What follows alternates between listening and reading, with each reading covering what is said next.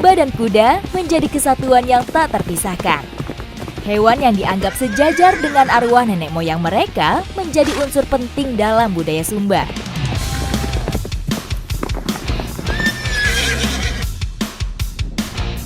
Di Kampung Leiwila, Desa Kaliuda, saya nggak naik mobil, melainkan naik kuda. Bukan cuma buat jalan-jalan, tapi saya mau coba giring kuda masuk ke dalam kandang. Ikuti jejak saya, jejak petualang. Hai!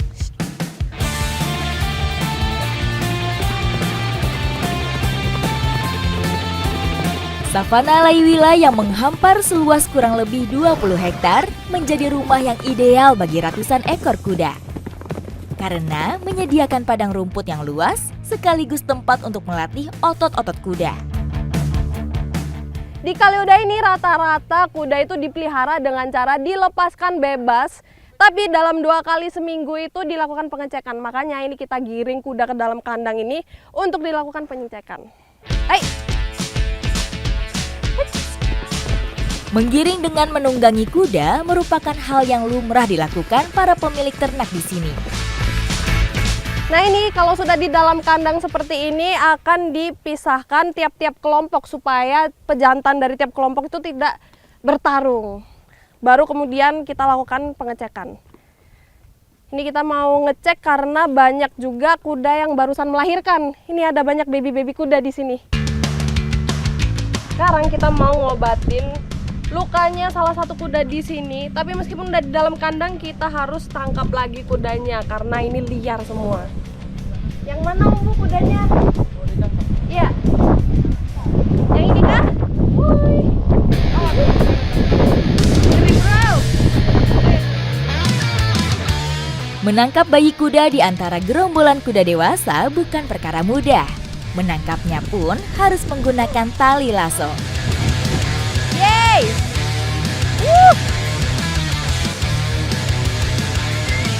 Om, hati-hati Om. Biasa hidup dilepas bebas, kuda-kuda ini menjadi sangat aktif dan sulit dikendalikan. Ini dia yang mau kita obatin. Nah, meskipun dia baru lahir tapi staminanya udah gila banget. Ini kita mau obatin pusarnya yang luka ya. Caranya bagaimana Om Bu? Penting pegang ini. Pegang telinga kah sama ini? Lalu Penting. banting. Oh, supaya dia tergeletak ya. Iya.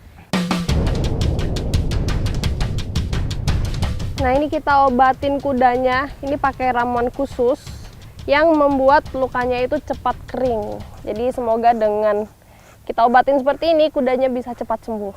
Cepat sembuh ya. Butuh beberapa minggu hingga tali pusar bayi kuda ini benar-benar kering.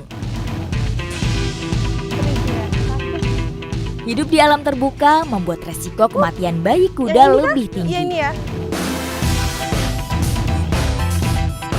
Saya yang mau coba buat ngejiret dan ini tekniknya itu sebenarnya nggak terlalu sulit, tinggal lempar aja. Nah tapi untuk ngepasin ke leher kudanya itu yang cukup sulit. Sekarang saya mau coba dulu.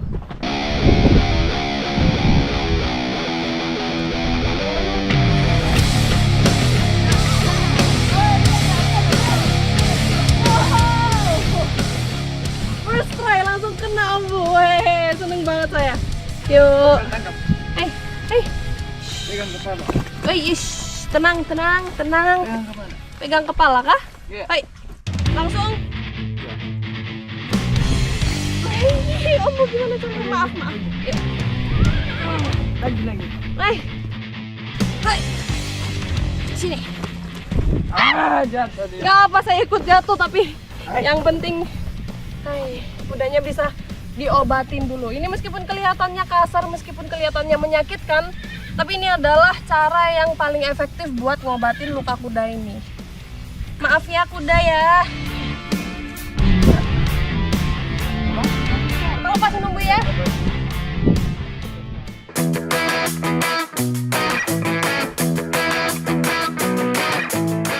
Tak heran kalau kuda ini menjadi ikon di Sumba karena kelekatannya dengan kehidupan masyarakat di sini, terkhusus di daerah Leiwila. Ikuti jejak saya, jejak petualang.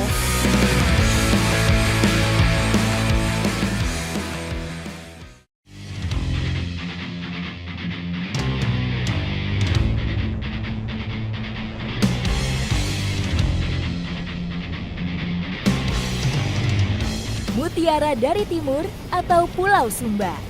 Dilimpahi kekayaan alam yang mempesona. Tak terkecuali pesona Waimarang yang terletak di kampung Waimarang, Melolo, Sumba Timur. Bersembunyi di antara lebatnya pepohonan, saya harus menelusuri jalur setapak untuk menuju ke sana. Perjalanan saya tidak terasa melelahkan, karena sepanjang perjalanan dihadiahi pemandangan cantik perbukitan. Petualangan saya di Sumba dibuka dengan pemandangan yang cantik sekali. Seperti yang bisa dilihat di belakang saya ini ada air terjun Waimarang. Ini kelihatannya aja udah seger banget. Nah sekarang saya sama Bang Imron udah nggak sabar nih mau nyobain seseger apa air di sini. Ikuti jejak saya, jejak petualang.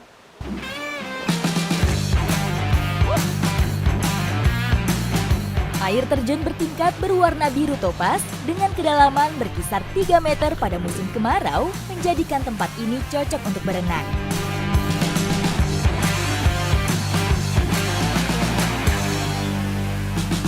Waimarang. Wow. Ada goa, ada banyak burung walet. Airnya Tosca. Airnya bener-bener dingin banget. Ini pas kalau misalnya lagi panas-panasan di Sumba, kita pengen menyegarkan badan, kita bisa renang di sini. Bener-bener pas nih. Tebing bebatuan di antara sungai memberikan suasana seolah berada dalam gua. Semakin indah dengan cahaya matahari yang masuk di antara celah-celah tebing dan pepohonan.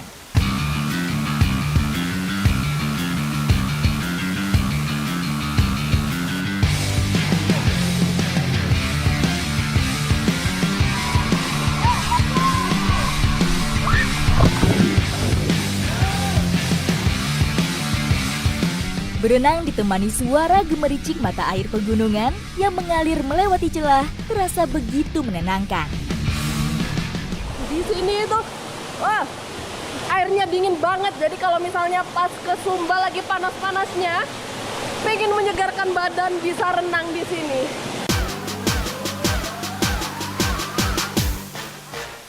Danau kecil Waimarang ini dikelilingi tebing bebatuan kapur. Saya memutuskan untuk memanjat salah satu jalur setinggi 4 meter untuk mengeksplor lebih jauh. Kalau saya mau nyoba buat manjatin batu ini biar bisa lompat dari atas air terjun. Tapi untungnya di sini batunya itu nggak licin, jadi bisa buat tangan kita grip di sini.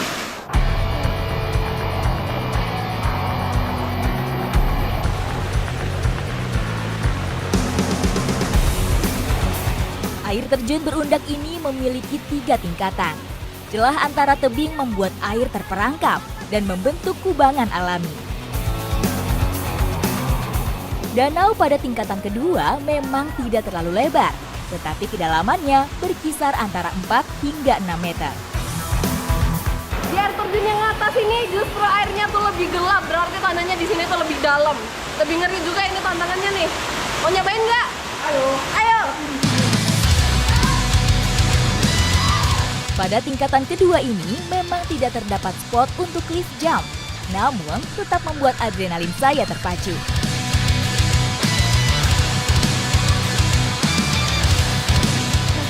Di air terjun yang di atas ini sampai ada sarang laba-laba di mana-mana saking sepinya.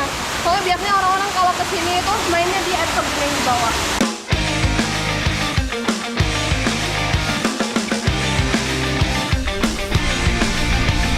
Puas rasanya kami mendapatkan seluruh pengalaman mulai dari berenang, memanjat tebing, hingga mengeksplor air terjun.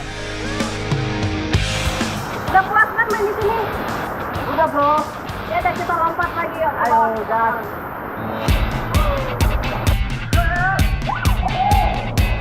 Petualangan kami di Waimarang ditutup dengan lompatan terakhir ke kolam terbawah.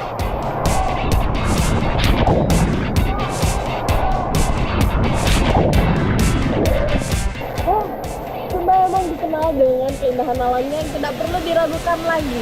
Apalagi ke air terjun Waimarang ini kita nggak cuma bisa vacation aja, tapi dapat aksinya juga. Ikuti jejak saya, jejak petualang.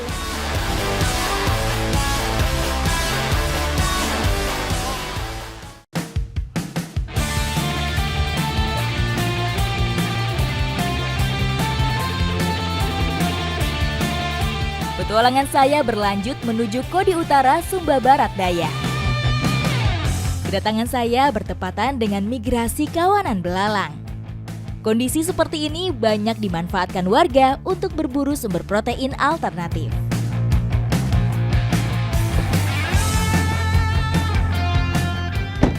Wah, ngelihat ini saya langsung berhenti di sini nih.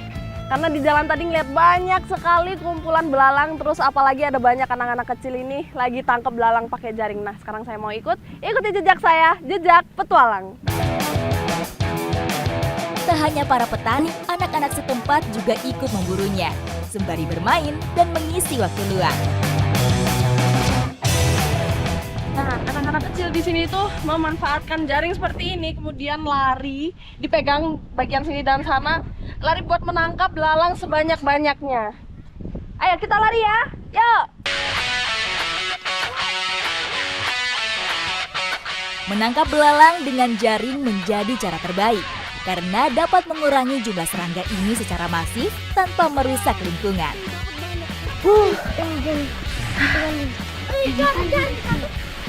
Nyari belalang ini sekalian olahraga juga, tapi buat anak-anak di sini, pasti mikirnya main. Mereka nggak ada capeknya soalnya. Ini dapat banyak. Wah, ini dia belalangnya. Wah, langsung ambil. Ambil lagi. Pada daerah kering seperti Sumba, belalang tumbuh tak terkendali. Hewan ini melakukan migrasi dari satu ladang ke ladang lainnya. Ini yang didapat ini belalang-belalang yang mau bertelur karena di sini mau pergantian musim, jadi mereka banyak yang hinggap ke tanah buat bertelur nih. Nih, makanya di sini ada banyak banget. Itu masih yang berterbangan juga masih banyak tuh. Ya, kita kumpulin ya, Adik ya. Belalang mencari padang luas saat musim kawin seperti ini. Setelah 10 bulan, telur akan menetas dan dapat menyebabkan gelombang serangan mendatang. Kita lari ya. 1, 2, 3.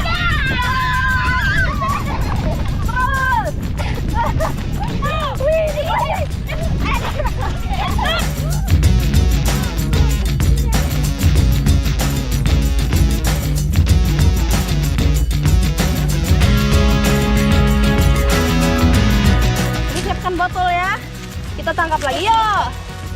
Tangkap lagi. Masuk situ. Belalang ini Pindah. sekarang lagi musimnya bertelur. Nanti saat udah musim penghujan dan telurnya menetas, mereka akan menjadi pengganggu untuk tumbuhan-tumbuhan masyarakat di sini, khususnya di kebun-kebun. Makanya di sini banyak yang ditangkepin antara buat mainan maupun juga bisa dikonsumsi ini. Lari! Belalang hasil tangkapan ini biasa untuk dijual. Tak jarang, warga juga mengolahnya sebagai lauk. Siapa dapat paling banyak tadi? Hah? Kamu dapat paling banyak. Wah, ini mana tadi yang satu jurigan? Nih, ini juga banyak sekali nih. Dapat sendiri, tangkap sendiri. Iya. Dalam jumlah besar seperti ini, sangat mudah bagi belalang merusak hasil panen. Setiap tahunnya, ribuan hektar lahan petani dapat mengalami gagal panen. Adek, ini tangkap udah dari jam berapa ini? Jam 10 pagi. Wah, udah dari pagi sampai sore kayak gini mereka nangkep dan dapat banyak sekali. Ini kakak boleh minta nggak, Adek? Boleh ya, wah mantap banget. Nah, sekarang saya udah dapat perbekalan buat nanti di camper van. Ikuti jejak saya, jejak petualang.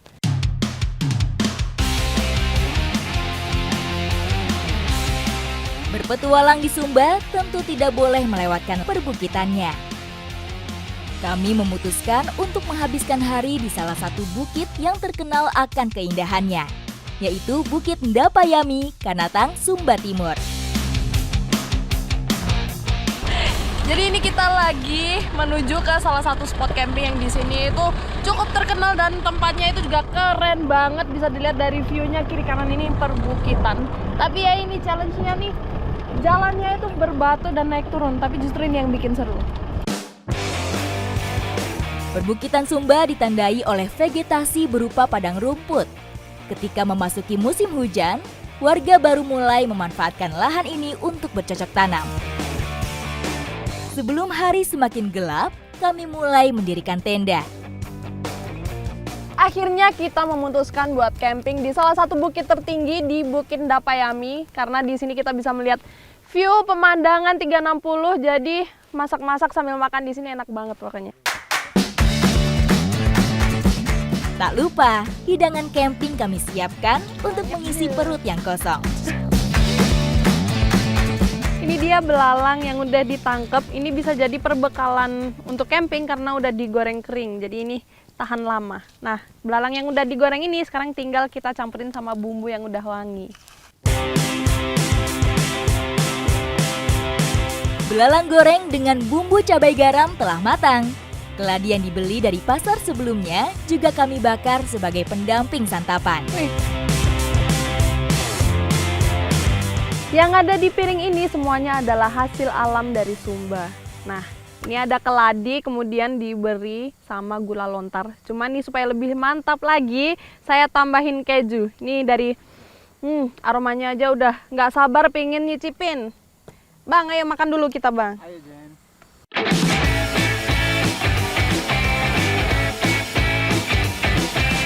Dengan adanya keladi hangat ini, hembusan angin malam sama sekali tidak terasa dingin.